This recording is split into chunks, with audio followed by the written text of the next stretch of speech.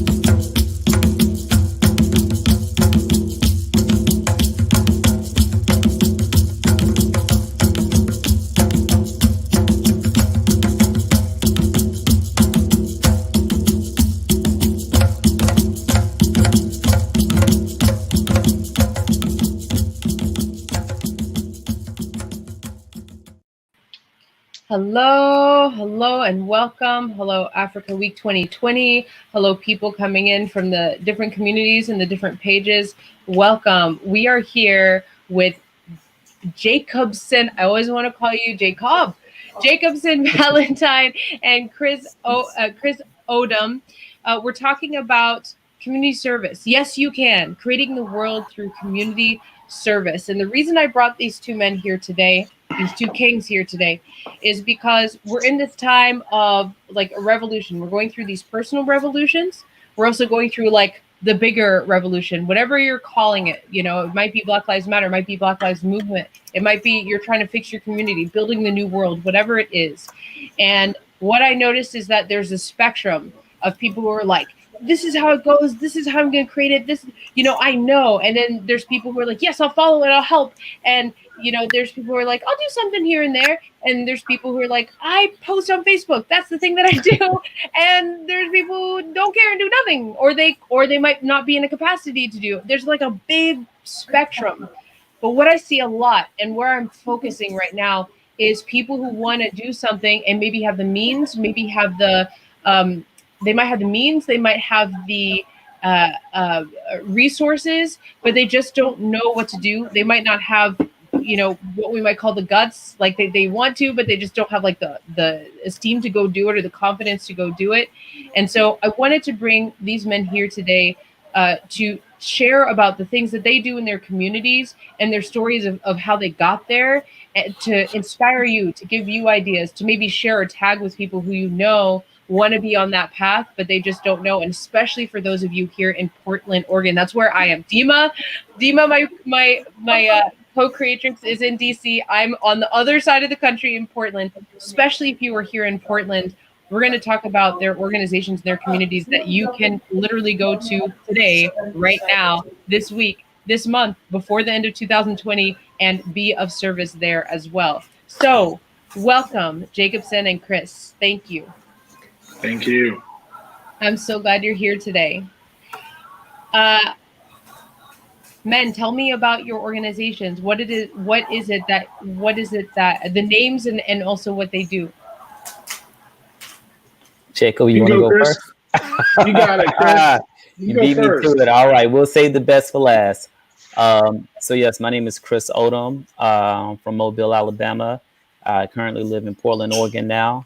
I run a small 501c3 nonprofit called Black Community of Portland. And Black Community of Portland is the primary focus of it is to bring community members to the resources that are led by or ran by Black community members, whether it's business owners or nonprofit organizations or small business owners, just connecting the resource. That's the primary focus of the organization. Uh-huh. But our four main initiatives are overall it's community development, but the four main initiatives outside of community development is wellness and nutrition, civic engagement, economic development, and education and empowerment. So yeah, we've been active. We've been a registered 501c3 since 2018, but we've been up and running since 2015. Wow. And before we move on, I want to ask you, Where did this start and how did this start? It started on Facebook. Uh-huh. It all started on Facebook. Oh, there are good things that start on Facebook. A few of them. A few of them. You could count it on one hand. So it started on Facebook. A brother of mine, his name's Adrian Wright. He runs the Black Portland page. And that's where a lot of the Black community members go to meet other Black community members. And I believe it was 5 or 6 years ago. Me and a couple of people on that page was discussing some of the common issues in Portland in regards to the Black community. And I got tired of just always talking about the negative stuff and what we're not doing. So me and a few other folks agreed, all right, how about we meet up and plan something and do something? Actually, when I was saying that on the page, the brother who's running the page, me and him are pretty close now, but he's like, this ain't the page for that, man. If you want to go and make a community, engagement page, by all means, go make another page, bro. So I made another page. The Black Community of Portland page came after the Black Portland page. And Brother Adrian kind of encouraged me to go ahead and make that page. So I did want to throw that out there so no one thought that I was biting off his page. He actually did encourage and push me to make that page specifically for community development. And it worked out. So me and a few people, we met up. Maybe it was 6 of us. 25 said they show up. 5 of them made it. 2 of them stuck around. So that's been the story for a while now. The numbers game. Right? Yep, the numbers game. So if you cast the net out and ask for 100 people to show up, 70 people say they will. 50 people at the last minute say they can't make it. And then at the end of the day, there's 10 people in a room. But those 10 people, we got to be grateful for the people that do show up instead of worrying about those who didn't. So, so yeah, we met up. First meeting was at a library, public library. We met up, sat at the round table, put some stuff on the board, chalk, and found the chalkboard and started writing some things. That's before we had like Sharpies and dry erase boards. So we just put some things on paper, put some things on the chalkboard, wrote down some issues in our community, and then wrote down some solutions to it. And a lot of things changed since then. The location that we had our meetings, that was very hard to hold on to. Like the public library, since it's a public space, it's like first come, first serve. And then you jump through that hoop and it's like, all right, we want to be on the first Sunday of every month. And then they're like, well, you can only schedule for 2 Sundays and there's, 2 consecutive Sundays. So it's like, all right, there's another roadblock. So over time, we just, kept jumping through all the hoops in order to get our meetings situated. Some folks wanted it on Saturdays. Some folks wanted it on Thursdays. It's like, if you had it later in the evening or earlier in the morning, we could make it. Yeah, I'd show up and then you change it and then they don't show up. Yeah. So it's like, oh, if you moved it down to the east side, out there in Gresham, we'd be able to make it. Move out there to Gresham. Oh, we go to church now. So if it ain't one thing, it's another. And it has been a challenge, but it's, we've grown a lot through that struggle of finding out what the people want, what the people need, and then finding out what they really want. Because, they could say one thing on Facebook, but then when you say, all right, you want a new job. You want a job that pays good. Okay, this pays really good. And you fit that skill based on what you've been saying on Facebook. Yeah. Here's an opportunity. Now I'm good with what I got right now. It's like, all right. I mean, we just want to hook people up, identify a problem, and connect them to a solution. So we try to be very solution focused, solution based, and just do what we can to support the people in our community. So yeah, that was, I want to say 4 or 5 years ago. 5 years ago is when we started having our meetings. Again, we didn't want to be a 501c3. We don't want to be an official nonprofit. We just wanted to bring the nonprofits together and share what resources they had to offer. Connecting with the different groups. The NOI, which is the Nation of Islam. You got they have like 3 groups out there. You have SEI, which you had a whole bunch of Black entities, but a lot of folks, like newcomers like myself, didn't know exactly what they did. So we wanted to encourage representatives from all of those entities to come into the same room and present to the community what they have to offer. Yeah. I mean, this is one of the things that I notice is powerful is when groups can come together, because everybody has a different way, a different lane of how they're going to do it, and there's so much intersection of how they can help each other. And one of the groups that you are coming together with to work with is Jacobsen Valentine's group, Feed the That's Masses, right? That's right. Jacobsen, tell us a little bit about, well, I should say Feed the Masses. Tell us a little about Feed the Masses and the other projects that you have going on. So I run 3 businesses. The first one is Feed the Mass, which is a nonprofit that I founded about 4 years ago. We first started in the path of trying to get people to start eating and cooking healthier, and then it kind of evolved into really focusing on the BIPOC community and getting them access to cooking classes and healthier eating habits. And then COVID hit this year. Literally, we moved into into a new kitchen, and then 2 months later we had to close it. So it was really hard because we were at the Fabian School in North Portland, and it was an amazing opportunity because they had their own cooking kitchen and everything like that. And then COVID hit, and that pretty much unemployed me for like 2 months. And it was really rough. And from there, I was like, well, I wasn't sure what I was going to do, if Feed the Mass was going to make it, what was the plan. And I don't know, for me, I took some time off to kind of gather myself. And I decided I wanted to actually do what our organization actually, named itself after, is Feed the Mass. So we wanted to go out and actually feed the community. Yes. And we started, our first time we did, our plan was for 150 meals, and we were trying to figure out how can we actually do this, because we didn't have really any money. All our money dried up, nothing's coming in, no revenue.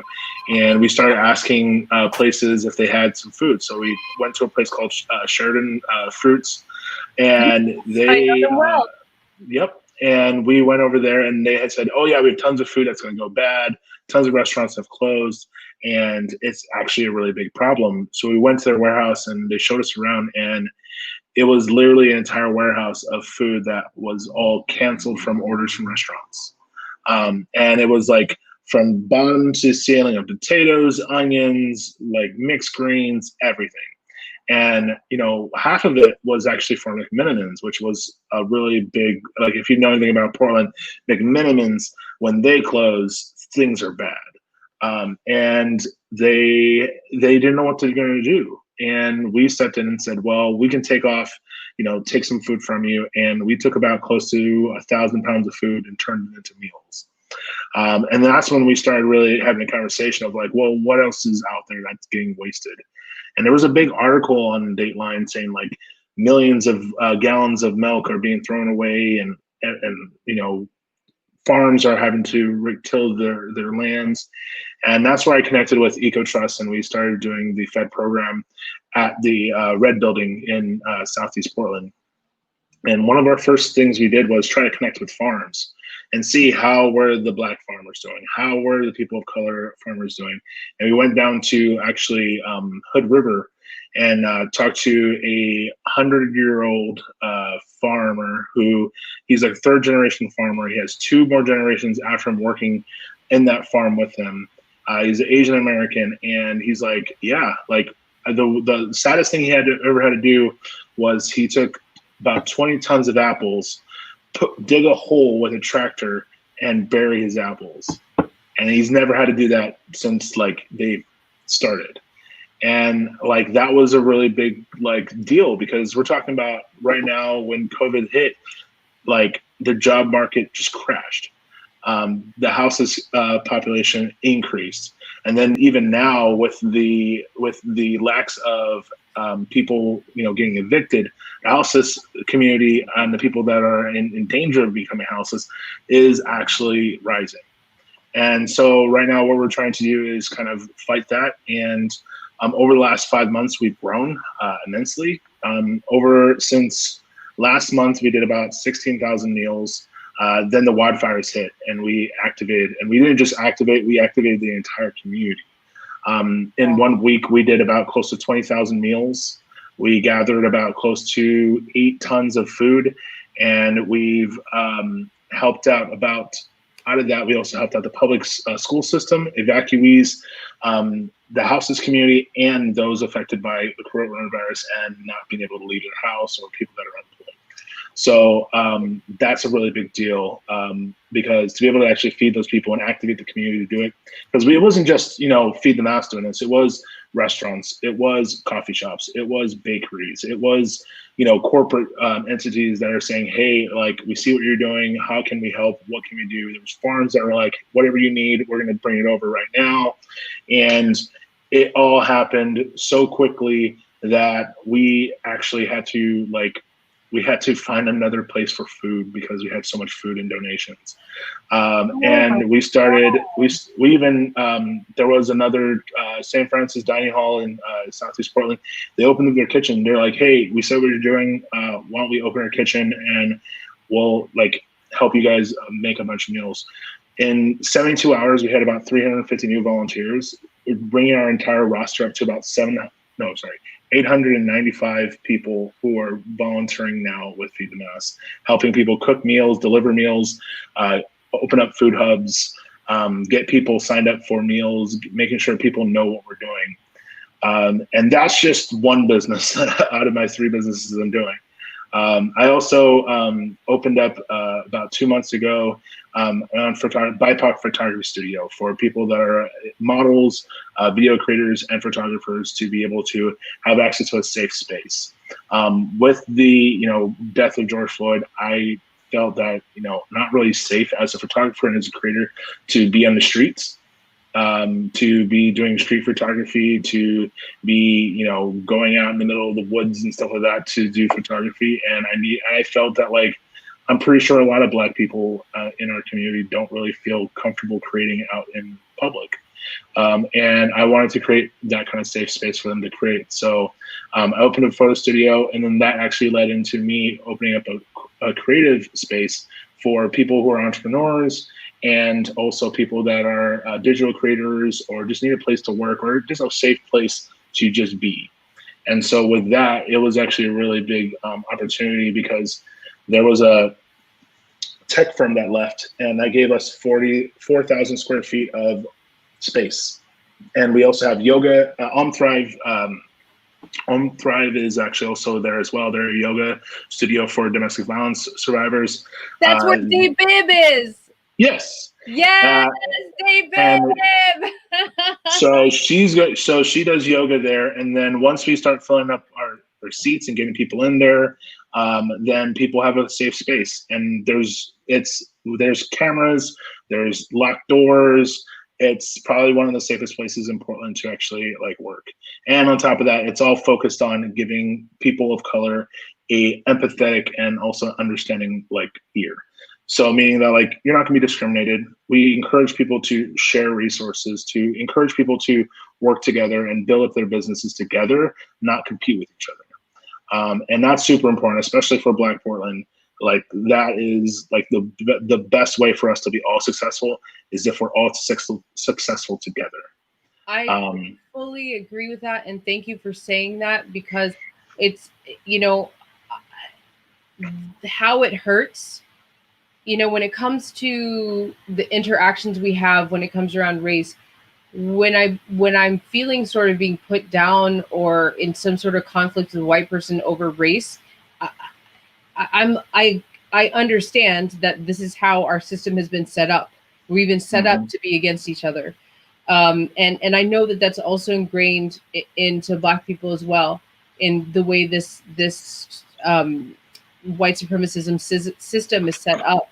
But it hurts more when I have people rooting for my failure who look like me. And so it's something that I think is so incredibly important for us to do, because we have everything. This is something we talk about Africa Week 2020 all the time. we as Black people, we as Africans, we as African diasporans have everything we need to be successful, everything we need to lift up those who do not have the resources or the know-how or the education. We have everything we need. So I love that you have this space that that has that intention. I don't know if it's like in your mission or, you know, it seems like it's in your internal mission to have that for people. And I just, before we go on, I just want to shout out, I see people coming in. Please say hello, boost this video, boost this message, say hello, where are you coming from, how things are landing for you. We encourage you to comment as much as possible and give us the hearts and the lights. Thank you for being here. Thank you for reciprocating by saying hello and you know, ding it up, okay?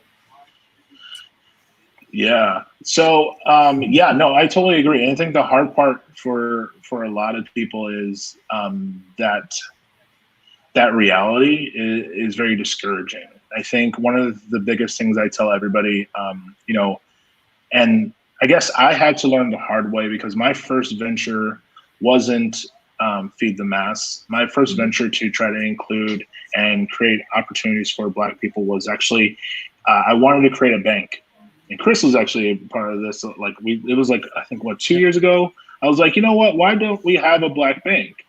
I kind of felt like we went through the same kind of growing pains. It's like, you know, I was like, I set up the meeting, 100 people say they're going to show, 15 show up, and you're like, oh, okay. And then, you know, you set up another meeting and you create even a better opportunity and say, hey, I'm going to bring food. And they're like, oh, we're down. And then, you know, 150 people say they're going to show up, and then 20 people show up. And it just feels that like a lot of times it's very discouraging. I think one of the things that I also realize is set realistic expectations. And I think one thing I actually do is I make it so impossible for someone to almost like agree. So in the sense of if they say yes, they have to make sure that they come with a plan. They make sure that they understand like what I expect from them. They understand what we're going to be talking about. We understand that we're not here to play. And if they say yes, they're actually committed because there's a lot of times where people say, oh, we're going to talk about a bank. Yeah. And that's it. Versus, no, this is my agenda. These are my 20 points. We're going to be hitting all this. And if you're interested in being a part of this, you have to be part of the conversation. You have to do your own homework. And I noticed that when I did that, the 150 people who say they want to go went down to 20. And then you know who showed up? 20.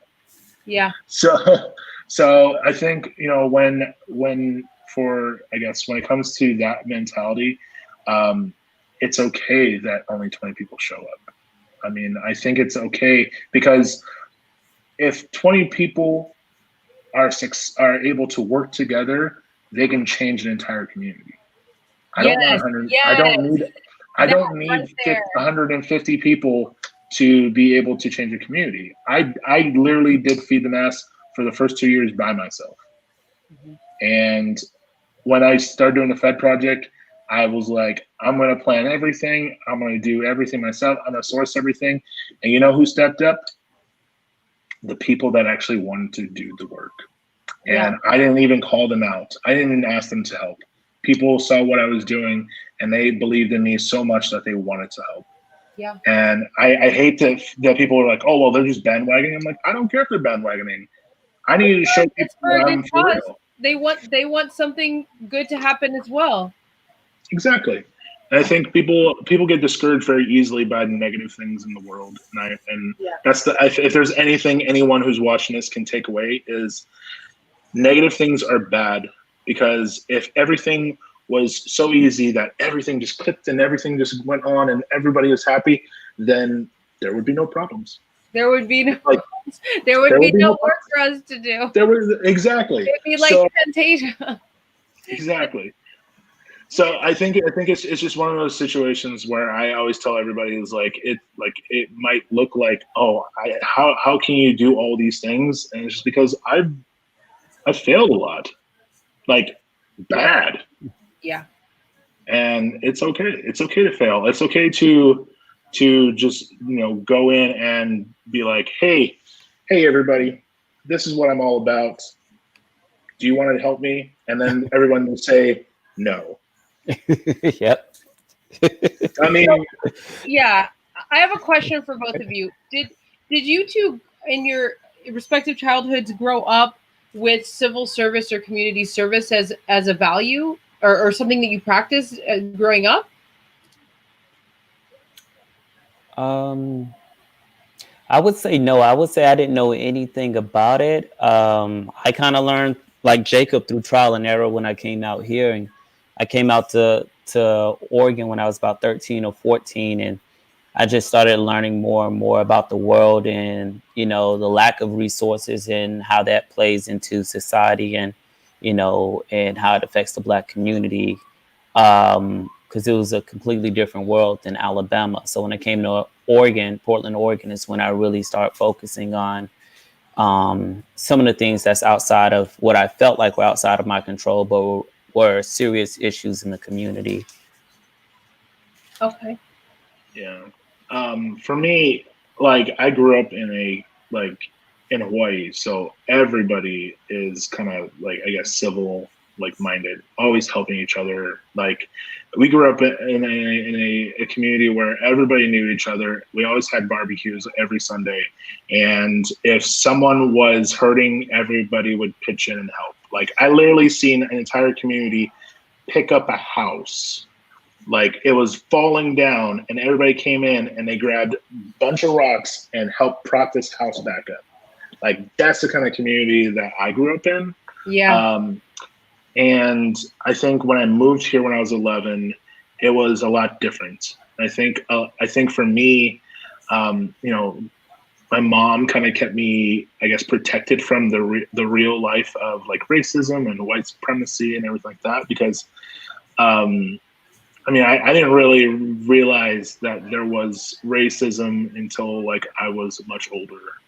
I just thought people were just, everybody liked me because, I was a likable guy, but it was more of like, oh no, because a lot of people liked you because they knew they can use you for something, whether it was for track or for football or for, my creative work or whatever.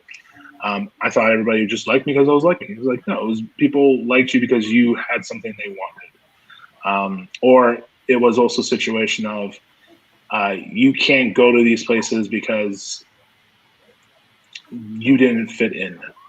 That was a lot of the things. You just didn't fit in. But no, it was because you're Black and everybody else was white, and the only reason you couldn't become a Cub Scout because the people there didn't approve of you. And I think my mom protected me from a lot of that stuff when growing up. So, yeah, I guess sorry, That's dark right. road we went down. Yeah, but you know what? This is what we talk about all the time. Is this if there ever was a time to be talking about the things that influenced how we create our world, it's right now. Like part of how Dima is my co-creatrix in Africa Week 2020. Part of how we got connected was because of a massacre that happened in Khartoum in Sudan of Black Sudanese being murdered and dumped into a river. That's how we connected. So many of the solutions that we find, and so many of the, look, Feed the Masses exploded on the cusp of a tragedy that was happening. So I think that this is what you're talking about is sort of a natural cycle of things. From this pain, where can we find the light? And it's so interesting because since the lynching of George Floyd, I have seen so many people get active in their special ways of getting active that I think never even wanted to think about the issues of their community or race or what they could do about it. Yeah, and I think for me, it was really hard because I also grew up in a community that wasn't a lot of Black people. I mean, I grew up in Gresham. Like I was one of probably 10 Black people in our community. Now there's a lot more, but like back in 2002, there was very few. And to be going through your entire middle school and, you know, high school, like with very few Black influences in your life, when you become an adult, it hits you a lot harder. I think when it comes to community and really identifying, you really have to understand like who you are. And sometimes it's like who you are when people look at you. And that was hard because I think when it comes to me wanting to, I'm always a giver. I always wanted to help everybody and everything like that. But I think sometimes it's when I wanted to give, a lot of people just saw a scary, intimidating Black man, and that there was always an agenda. It felt really like I was being judged by for being so kind. Like, why is he so kind and everything like that? It was super hard. It was super hard growing up that way. What about you, Chris? What about me? What about me? Do you have anything to add to that? Oh, well, no, I just I grew up in that area as well, Gresham. When we first came to Oregon, we lived in it was a hotel under the Burnside Bridge, and then we got a spot in a shelter for a month or two, and then we moved out towards Fairview. Fairview is about a 7-minute drive away from Gresham. So I was out in the boonies. That's what they call it back then. Back in Yep. I forgot what year that was, but back when I was 14, 15, they call it the boonies or the numbers. The boom. Yep. Yeah, but now everybody's out there. You know, everybody's familiar with the numbers. So yeah, I just it took me a while, but I didn't like the feeling of thinking I was powerless against all the things that I saw around me. So that's why the ideology of, you know, we have the power to control our own destiny is very ingrained. Because I think any issue that we come across with enough commitment to it and dedication to the problem and the solution, not just complaining about it, but actually implementing a solution, I think we could overcome almost anything, especially if we have other people on our team with the same vision. Yep. What has been sort of one of the hardest things for both of you in this journey of what you've been creating in your communities and your businesses? Expectations. Counting on people, retelling the same, you know, information over and over and over to the same group of people, hoping that, you know, they'll bite and they'll feel the same way. Putting your energy and your faith into a cause when you don't have any money, any experience, or any time to, you know, give it your all. Because as Jacob said, he has multiple businesses he's running. You know, I have my 10-year-old and I have a full-time job. So it's like, it's really discouraging and hard to keep doing what you're doing if, you know, you got so many things thrown at you. But if you're dedicated to the issue, you could definitely overcome whatever struggles and obstacles you have along the way. Mm-hmm. Yeah, I think the hardest thing that I had to do was humble myself. I think for me, I'm a big perfectionist. I need everything to run the way I planned it in my head. And it was super hard because, like, for me, I'm like, why is it so hard for everybody to understand, like, how, like, to do this? I explained it like this, do it this way. And if you do it this way, it will work. And I just, you know, the one thing I also have to humble myself is, like, not everybody's going to be like you. Not everybody's going to be as passionate about what you are passionate about. Not everybody's going to be on the same page as you. And it takes some people to also, like, get the bravery you have to do a lot of the things. I also had to humble myself and be poor for a while. Like, honestly, like, you know, I had to do my nonprofit for free for 3 years. And, you know, have a full-time job and everything like that. And then, you know, to just be like, I'm willing to risk it all at one point and just, you know, really be like, I have to take away that security and just jump in, and be okay with, like, again, failing, but also just be okay with like, you're not going to be living in like the nicest apartment. You're not going to be having the nicest car. You're not going to be eating filet mignon every night.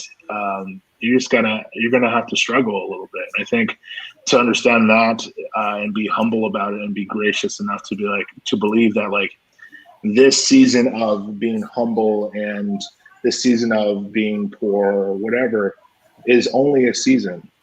If you understand where your vision is going, then you just got to be patient. And that's one of the hardest things for me because I see where I want to go. I know what's gonna happen at the end of the rainbow, but I don't want to climb that rainbow. Yeah, I mean, it's interesting because I feel like that's true for whether you're trying to make profit or not, right? Yeah. With any vision that you're creating. I know I have that. I go through those phases in my own business, but also like with Africa Week 2020, we don't make money money does not come into Africa Week 2020, but we have this vision, this world vision, and we even have people who sometimes people will see the vision and totally get it, but they don't have time, or it's not a place where they can fit in. And Catherine Watkins is saying, "Speak it, Jacobsen." She's saying, I will. Speak it. She knows I'll preach. Yeah. She knows I'll preach. So we have a lot of Portlanders here involved in this event because I have been knocking down doors and calling people and messaging people for months in Portland. Catherine Watkins will be with us. She's also new to the Africa Week 2020 family, and she will be with us on Sunday on the Colorism panel. Thank you for being here with us, Catherine. Thank you for giving us your comments and liking, and please sharing this video. Kings. Queen. What? Thank you for that. What would you say? She says, "I love you guys." What would you say to someone who's like, maybe they're not in your town, right? Maybe they're not in Portland and can't just like show up with you two and work on what you're doing. What would you say to somebody who's watching this somewhere else and is just like, I have it. I have this vision. This is what it's gonna look like. Where do I start? How do I get people involved? What's like sort of like the first 1, 2, 3 thing that you would have that person do, knowing that it's a little different no matter what your situation is? But where would they start? I would say speak it into existence. That's a major part of it for me, is just continuously speaking on the visions that I have, and with enough folks.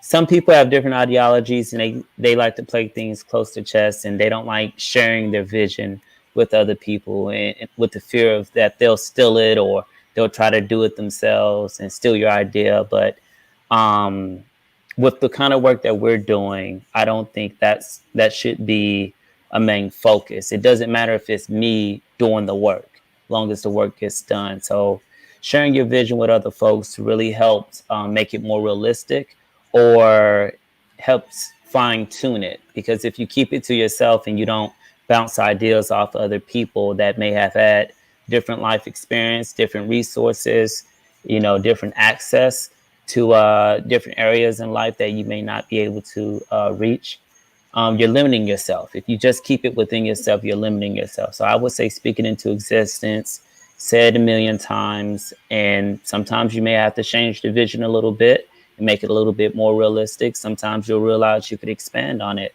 So that would be a number one for me, is to speak it into existence, communicate with those that are close to you, and then go from there. Awesome. Dig it. I would say the first 3 steps that I did was I like to speak it into existence, but make it real. So like I write down everything. Like if I have an idea, like here's a really good example. Behind me is my goal board. I literally wrote up all the goals I want for 2020. Mind you, it's almost over and like not even half of it's done. But I write it into existence because I need that constant reminder And the same thing with like repetition, speaking it into, I love that. I like that. I 100% agree, because all I do is talk about my dreams and goals and visions to everybody. The second thing is find something similar to what you're trying to do and volunteer and do it. Learn as much as you can from that person who's doing something similar. Find that thing that everyone is like, oh, if you. So really good example. When I first started in restaurants, the first thing they told us to do was go work in a restaurant and like be a prep cook. Go do the crappiest job in the restaurant and see what it's like in the restaurant. Before you even before even going into school or anything like that, before like even wanting to decide if you want to be a chef, go be in a restaurant. And so that would be my second thing. And the third thing is educate yourself. Mm-hmm. I think a lot of people go and try to just like go to school. And I think, college and everything is great and all, but we have this thing called a computer and Google and YouTube. And it is amazing because it teaches you way more and it's for free. And I think education is probably the best thing. Like if you know how to balance a checkbook, if you know how to understand how to apply for a business license, how to apply for a loan, how to build your credit, how to do anything in the thing you want to do, then it's very easy for you to find people that does it better than you. Yeah. Because at a certain point, you can't do everything in the business. And it's going to be a point where you need someone who does it better than you and does it professionally and does that one thing professionally, and that can actually better your business and actually create a better opportunity for you in the future, because you don't want to be having to hold the ball the entire time. In a football game, the QB doesn't run the ball all the way 100 yards. You have to pass it to other people. You have to give opportunities for other people to help you be successful. And I know there's a lot of analogies. I'm all about analogies. But yeah, I say, first thing, make it real, write it down. Second thing, try it out, because I know tons of people who've gone through culinary school or have gone through college to be an engineer or gone through college to be a nurse and realize they don't like cooking, they don't like measuring things, and they don't like wiping old people's butts. I mean, that's what it is sometimes. And if you don't experience those things, your dream could be a nightmare. Yeah, I think that sort of ends up being sort of like a pitfall I hear for a lot of people. I know it was in my own just business. No, I have a business that's not nonprofit, but that was a pitfall for a long time because I had to learn to design websites in my business. I had to learn how to write copy and marketing. That I do spiritual guidance. Like, I don't want to spend that much time on a computer. I don't want to spend all my time making Facebook videos, but for some reason, that is where people are finding me, and that is how people are consuming my content and finding me. And so I'm like, okay, well, first, how do I do some of these things in a way that is, how do I do the things that I know I need to do that's in my wheelhouse and do them that fits me? And then who can I trade with or pay to write my copy? And it took me a good first 4 years of my business. I did become a really good web designer. Right. And I did the Africa Week 2020 website, but now when people are like, hey, could you do this? I'm like, no, you have to pay me $3 million before I do this thing I don't want to do. Right. Even if I do it well, it sucks. It's like it's an energy balance thing. You only have so much energy and resources that you can put into this vision and dream before it starts becoming implosive, because you're putting in so much that you can't take care of yourself, right? And so if I continue to put all this energy into things I'm not good at, that I don't like, that I absolutely do not like doing, and I'm not very good at, and sometimes just not great at, mm-hmm. Then what do I have left for the things that I enjoy, that absolutely have to be done and done by me, that have to carry the other people through, that have to carry the others that are helping me through. If I don't have energy for that, then it just keeps falling, that there's no foundation. So mm-hmm. yeah, what you both are saying, speaking it into existence, starting within the community that you know, like, and trust, finding people who are really good at the thing that they can do, one, for their skill, but also for they also know other people, that they also have a network of people that can also help with that aspect in your business. And then Chris added right here, Chris, try, I think you can put stuff in the regular, try to put stuff in the regular comments. I don't know if you can do that for as a guest or not. But I tried to put over from the private comments. Chris said, budget your time as if it were money. Oh!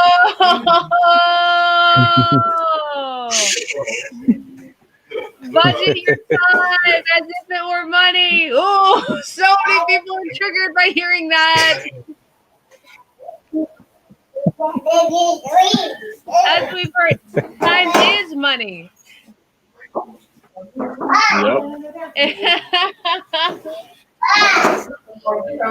Have you ever felt like, I hear Chris has a whole family in the background right now.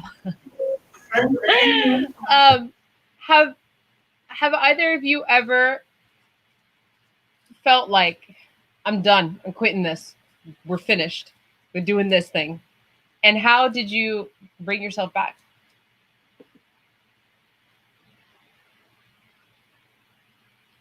I would say for me, when I've gotten that way, it was just taking a few weeks off, just recouping, short vacations really help.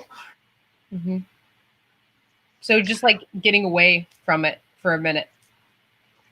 Yep. Yeah. Stepping away and then coming back at it later. Man, actually, yeah, I almost quit doing Feed the Mass, like when COVID hit. I'm gonna be honest. I was like, I'm done. Like, I'm not gonna ever teach a cooking class again. I'm not gonna do anything with Feed the Mass. I'm gonna like close the internet and everything. Like, I was done. Like, done. And luckily, I have my pastor who's been a really good mentor to me. I have some really good people who kind of supported my vision and what I want to do in my community.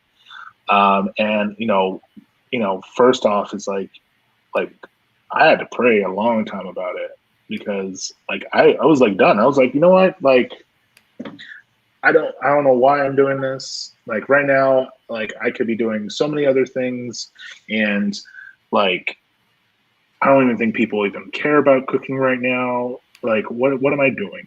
Like why is food important? Like people are just gonna eat whatever they want to eat, and it went dark. And then I had to pray about it. I had to like really kind of find like some centering, and really just kind of like identify like what am I afraid of? Because when you want to quit, usually it's because you want to run away, and like you're scared about something. And not to say anything about Chris, but his answer was. But I'm just saying, like I think a lot of times quitting is because you're afraid of like what's going to happen if you keep going. Like you feel like when you're running a long distance marathon, you feel like your muscles are going to break, your bones are about to break. You're going to harm yourself to the point where like your heart's going to give out. And you just like, that's half the reason why, because it's just too hard. But what if you just kept going? Eventually you'll hit your vision or your goal or what you're going to be, or your finish line.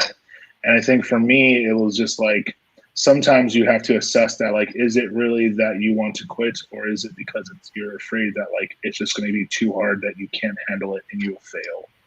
And for me, it was more of a situation of I was sad because I was slowly failing, or I felt like my vision was just gone because of X, Y, and Z, and I just didn't want to deal with it. I didn't want to like keep going through the pain of the idea of it's not going to work out. And that's a horrible feeling, because I think no one wants to go through all the pain and agony and the journey just to realize there's no treasure at the end. There's no the map was wrong. So all the more reason to focus on enjoying the journey, right? Preach. Which in turn supports this idea you were talking about, or this practice that you have, which is you make it really hard for people to say yes. These are the standards. This is what we do. This is what we need if you're going to come in and be with us. And then you get a more pleasurable turnout when you're calling upon others to serve the vision. For sure.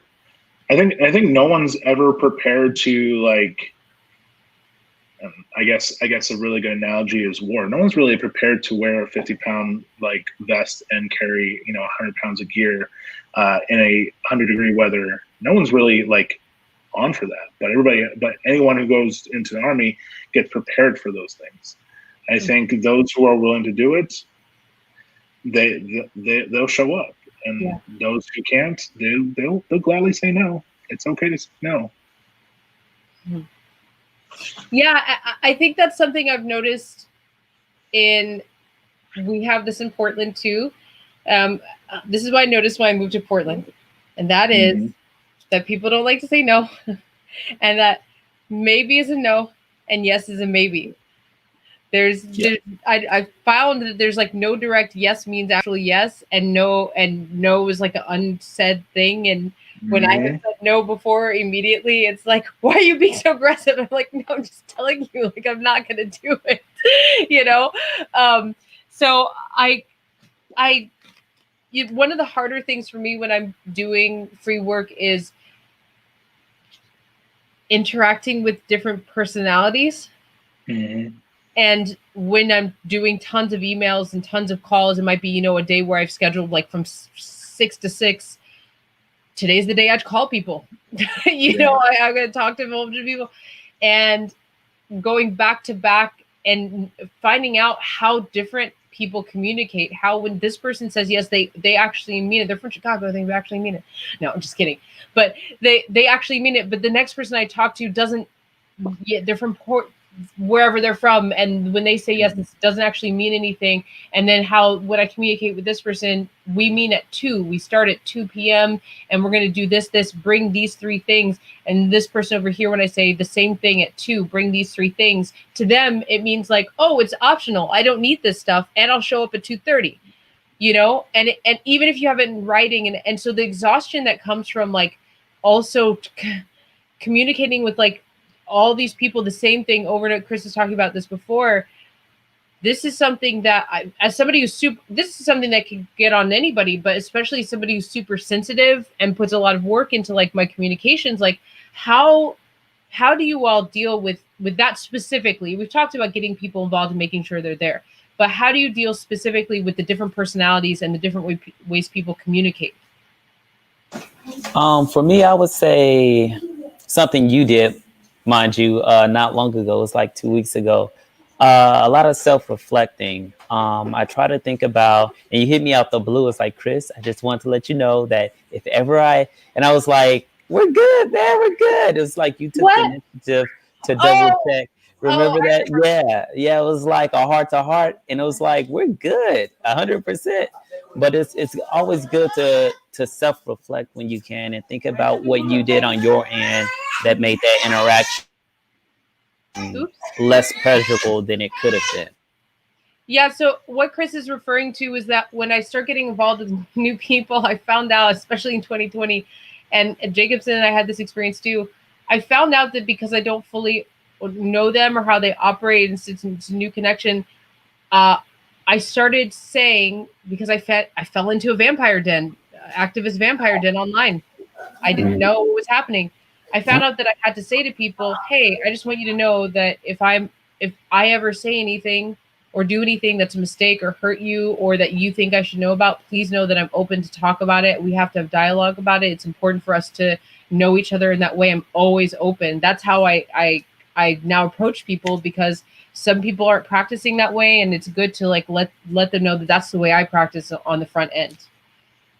Definitely. Yeah, I definitely appreciated that. Later on, I was like, when you caught me in the moment, I was in the car, I was like, yeah, we're good. And then later on, I really thought about it. I was like, that was really considerate, because, if I was somebody else that maybe read your body language, the tone, or just how you interact, or how quick you interact or engage with when I'm, trying to communicate with you, then it could have been something else. But you took that extra step to self-reflect and think, okay, maybe, just maybe, my communication isn't 100% as accurate as I think it is. So that's what I do when I'm communicating with folks, is thinking, okay, what could I have done different or better to where that person felt supported in the thing that I asked them to do? Or, what kind of energy am I giving off when I interact with them? So that's something I try to consider it on a regular basis. Consider it on a regular basis. There you go. There, yeah. Yeah, consider. Got it. Yeah, man. Communication is actually something that we are struggling with at Feed the Mouse. And I don't mean it in a bad way. I mean, we're doing great. But in the same sense, one of the things we all had to learn, especially as we got bigger, was understanding each other's communication style. For some people, they are amazing at emails and they will respond to every email and everything like that. For some, it's text. For some, you have to be face-to-face. For some, it's a phone call. For some, it's leaving notes. For some, it's all three. I think, identifying how everybody communicates effectively, and also create an understanding. So like, if you say, I want you to show up at 2:00 with these three things, you say, what are you showing up with? And they say, oh, I'm going to show up at 2:00 with 4 things. They're like, nope, that's not what we said.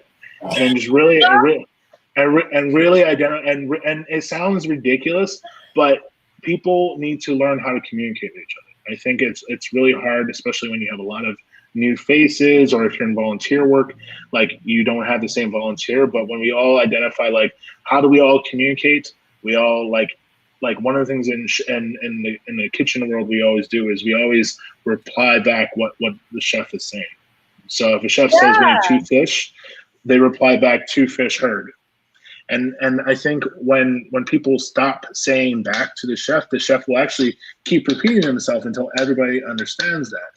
And I think people have to be patient when it comes to people and communication, because thank you, love you too. I think people need to be really patient when it comes to communication, because we live in a world where communication has literally been on people's phones and texts, and you can't have inflection. You can't understand people's emotion, body language when it's a text message.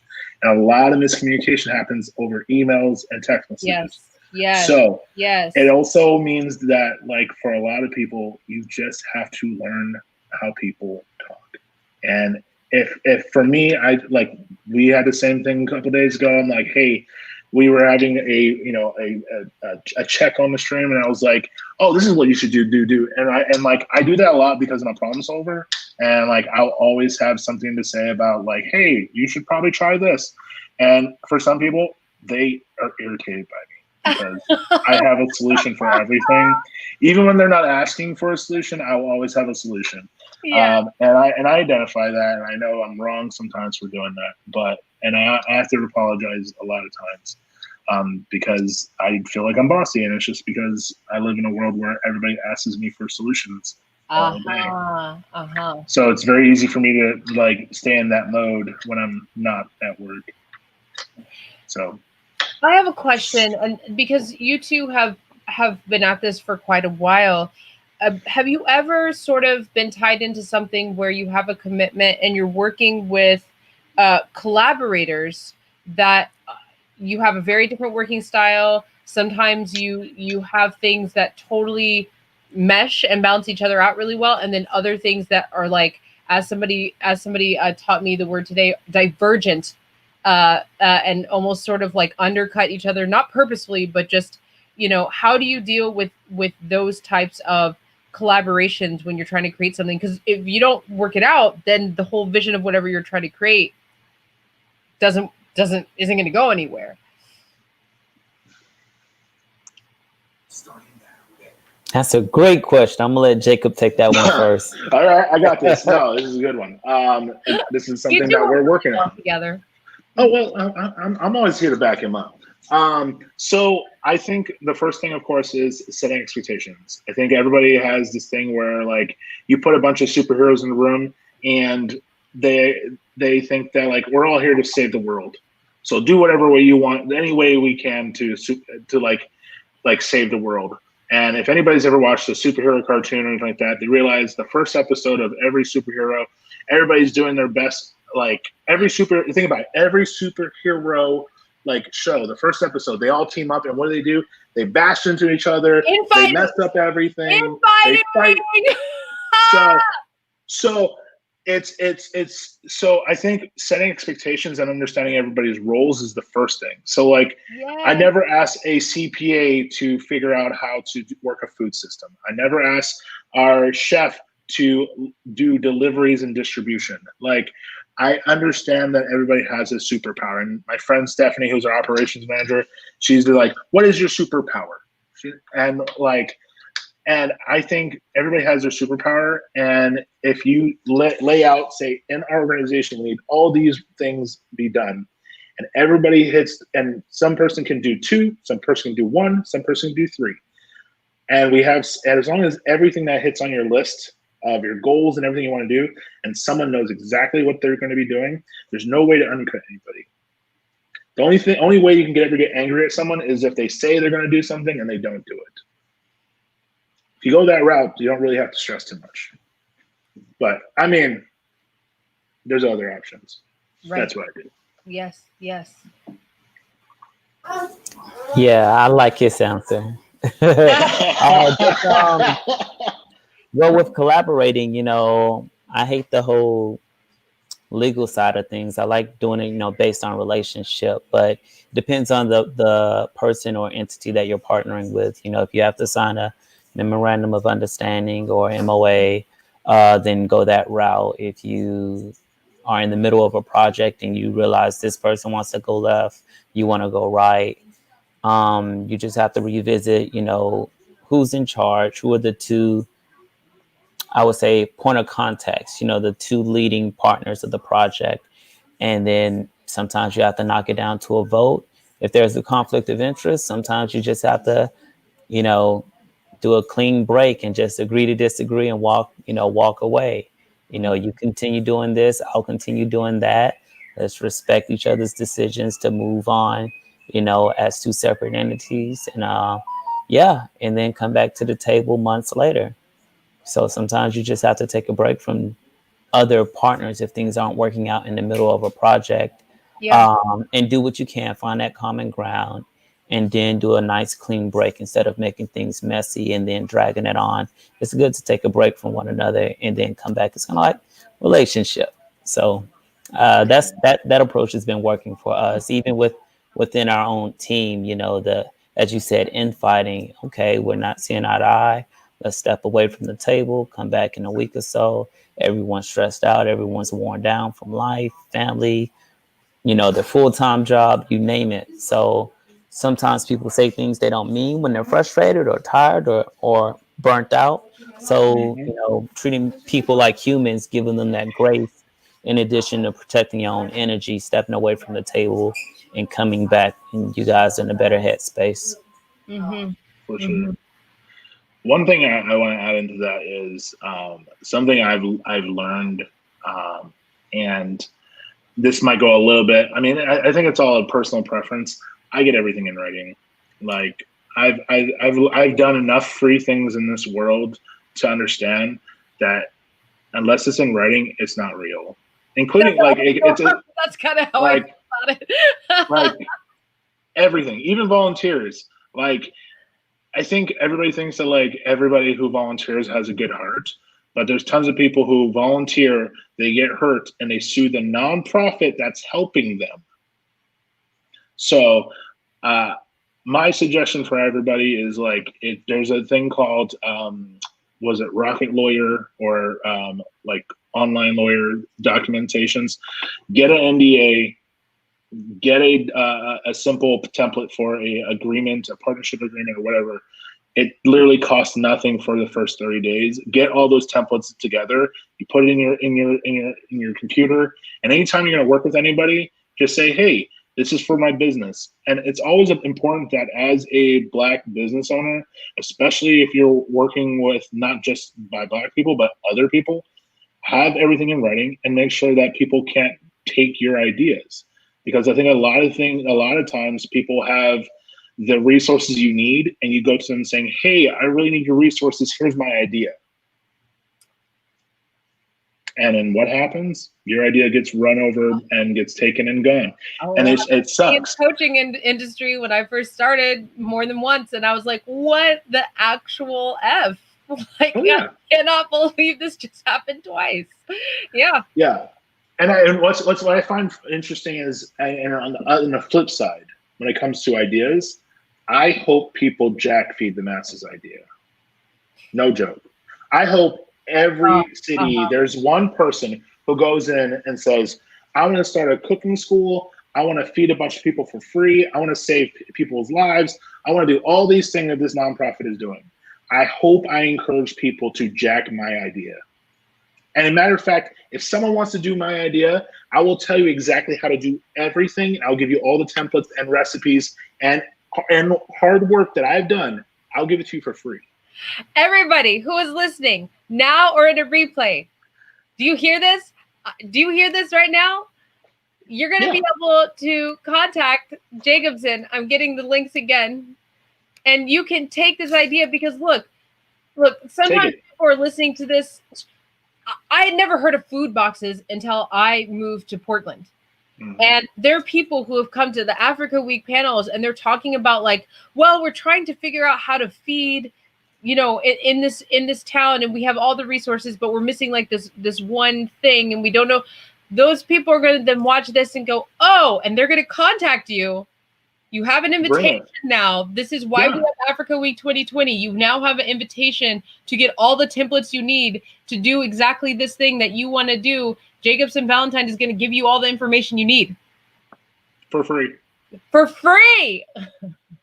I will gladly, that is the point of Feed the Mass. And I think a lot of people don't understand. They think that all we do is feed people. Like, there's feed the mass. Who is the mass? Everyone.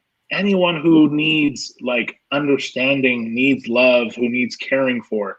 I am giving you the template to show people that love, that Jacobsen understanding. Offered to, I think he saw how hard I was working, and he offered to cook for me. Heck yeah. Why not? Think about it. Before cell phones, before TV and everything like that, how did you get to know your neighbors? We ate together, we went to courtyards, we did music together, we played outside, we had barbecues together. I miss this. I miss this in 2020. Watch Little House of the Prairie. If you want to remember how to actually build a good relationship, watch Little House on the Prairie, Perry Mason show, and probably, I don't anything that's 1950s and under. Oh no, 1950s and under. Anything that was written in 1950 and under, watch those shows, and they show you how to build community. If you ever want a template on how do I build friends, go to watch an old show in black and white, and they'll tell you exactly how to build friends. No joke. Well, I will say, because we are in African Heritage Month, and this is called We Are Africa Rising, this is culturally African. It is culturally African, like what you were experiencing in Hawaii. You just take care of the village. People live in villages. Everybody knows each other. Everybody knows somebody's not eating. When I was in Benin, Togo, and Ghana, and I remember we were in this one village, and I was feeling a little sick because I couldn't stomach goat. I can stomach lamb, but I couldn't stomach goat, and so I was like, I really just can't eat it anymore, because I feel like if I ate it again, I'll throw up. And so there was this one day where I was just feeling woozy, and we were sitting down, and this whole village is around us. And what do they serve? They serve goat. And I was like, okay, I'll just eat the banku, which is the starch. It's the cornmeal, starchy, doughy type mashup. I was like, I'll just eat that. and I still was feeling it. And the cook came around, was like saying hi to everybody and everything, and they were talking, and she's like, "Oh, why isn't she eating? They can tell, she looks sick. So there's something wrong." And I was like, "Oh, I just can't." Like, I just ate a little bit. I was like, "It really is good. I can't stomach it anymore. I'm so sorry." I'm so sorry. I'm not trying to be rude and everything. It's not going to stay down. And so then they start talking again, and that part of it was that I just couldn't understand the language, so I didn't know what they were talking about. And so all this talking was happening back and forth, and then like 15 minutes later, she brings a whole big dish, like a Jacobsen, like it was huge, like the size of my upper body, and puts it down. And she's like, "For you, specifically for you," and it was stewed duck. It was just like, and they said everybody around was like, nobody touch it, because like when you get a dish, like everybody eats off of it, and they're like, nobody eat until she eats enough. And it was just like this very clear focus on like, she's sick, she needs to eat, she's not gonna eat this, go get a duck, because in Africa it's not like you just go get it, like where we were, like go kill the duck. So that whole process happened very quickly to feed me, and then it was like this focus on like, make sure this one's okay first before you start taking off of her plate. And I won't forget that. That was a really powerful experience. And I saw there, like the community, a lot of the communities we're in operated like that. They're just like, you just take care of each other. And you know about each other's families, and if something's not working, you connect each other with somebody who can help if you can't help. Yeah. Can we have more of that 2020? Well, that's what my Empowerment Central is doing right now. We're doing our first Black like indoor market next week, October 2nd. So I don't know if you knew about this, but October 2nd, next Friday, as a grand opening, we're gonna do every Friday, Saturday, Sunday, Black Vendors Market. It's called pdxblackco.com. And we do tickets online. It's all COVID friendly. You got to check it out. It's amazing. And it's a good way for people to actually build community and, get out of the house a little bit. We're all going to be wearing face masks, but we can still kind of wave at each other. That's beautiful. And if remember, everybody, if you tag us Africa Week 2020, so if you hashtag Africa Week 2020 on all your stuff or whatever you think is applicable, we will post it in Africa Week 2020. It is what we're moving towards, doing partnership amplifications and bringing all of our presenters the stuff that they're doing, bringing it over to that platform, because it's quite a large platform. Friends, we're coming to the end of our conversation. Is there anything else that both of you would like to add to this conversation?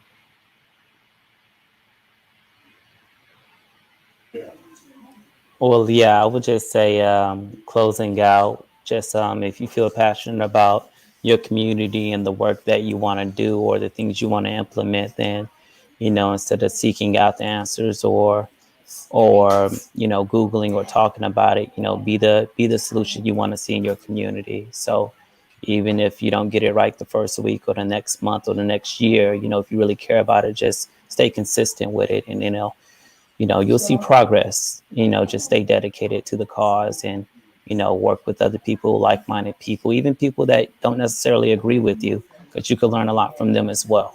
So. Beautiful. So I'm going to quote one of my favorite movies, and this is going to be, people are going to hate me for this. So Justice League.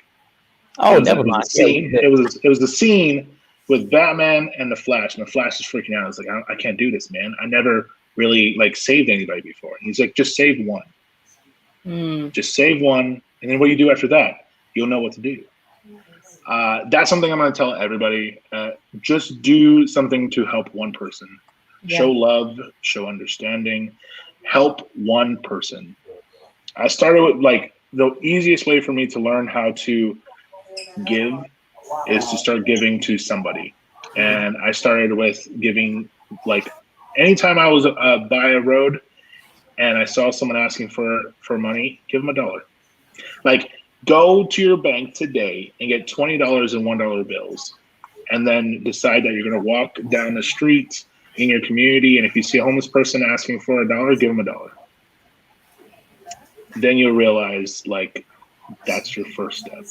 And it's going to be very easy for you to give and love on people and be confident to do these things, because I think there's a lot of insecure people in this world that are shy to be giving and to step up and be that person. So Wow. just save one. Just save one. Hashtag just save one. That is beautiful. Thank you. you. I really appreciate both of you taking your time, your free time to be here to bring this wisdom. Jacobsen Valentine to feed the masses with, what's the name of your studio again? So Jacobsen Valentine Studio and Empowerment Central PDX. Empowerment Central. Yeah. And Chris Odom with Black Community Portland. The links are all up and down in our comments. We'll post more of their stuff in Africa Week 2020 itself. You